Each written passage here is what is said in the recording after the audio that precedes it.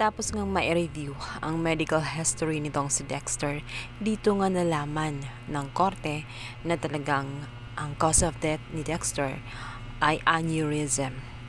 At dito napatunayang talagang may pre-existent na aneurysm itong si Dexter.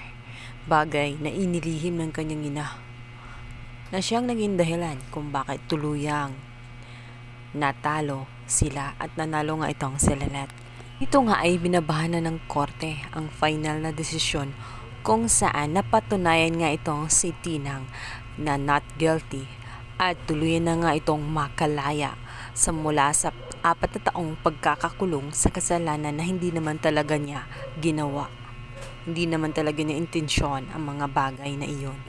Kaya naman, mapaluhan na nga sa tuwa itong si Ces matapos nga marinig na malaya na siya kung kaya't excited na nga ang lahat. At tinatanong na nga ni Lynette kung ano ang kanyang unang gawin sa oras na makalabas siya. Sagot nga nitong si Ces ay wala siyang ibang gagawin kundi manood ng teleserye at makipagkwentuhan lamang sa kanyang kapamilya na matagal na nga niyang na-miss. Naungusan nga ng tuluyan ni Lynette ang kanyang hinahangaan dati na ito nga si Lady Justice. Ngayon, formal na nga siyang ipinakilala sa publiko at ang bagong kinikilala ngayon na Lady Justice dahil natalo na nga niya itong si Meredith. Kung kaya tuwang-tuwa ang kanyang mga kapamilya at masayang-masaya sa ginawa nitong si Lynette. Proud na proud rin ang kanyang Tinang dahil napatunayan talaga ni Lynette na isa siyang napakahusay na abogado. Sa kabilang banda, labis ang galit naman nitong si Meredith.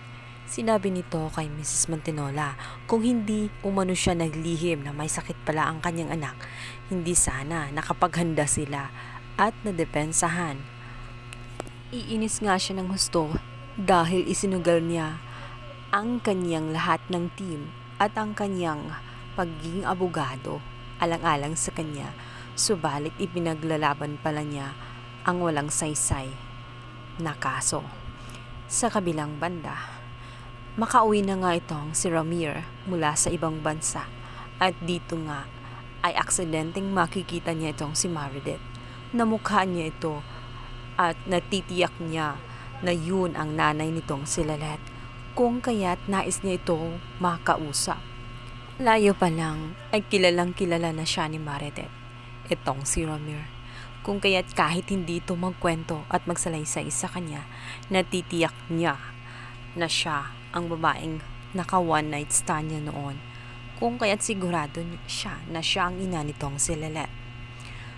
Ngunit dahil sa matindi ang galit ni Lynette dito kay Ramir, ay mahihirapan si Ramir na kakausapin itong kanyang anak na si Lynette dahil sa nagtanim nga ng sama ng loob itong si Lynette dahil ilang beses nga siyang inabandona at pinabayaan bilang isang anak. Kung kaya't sinanay ni Lynette na mag-isa at mabuhay na walang tatay. At wala ring saysay ang gagawin ni Ramir, lalo't kapag nalaman ni Lynette ang katotohanan na si Meredith pala ang kanyang ina at ang nag-abandona sa kanya. Lalo lang itong magagalit dahil sa ipinakita nitong kaswapangan sa kanya.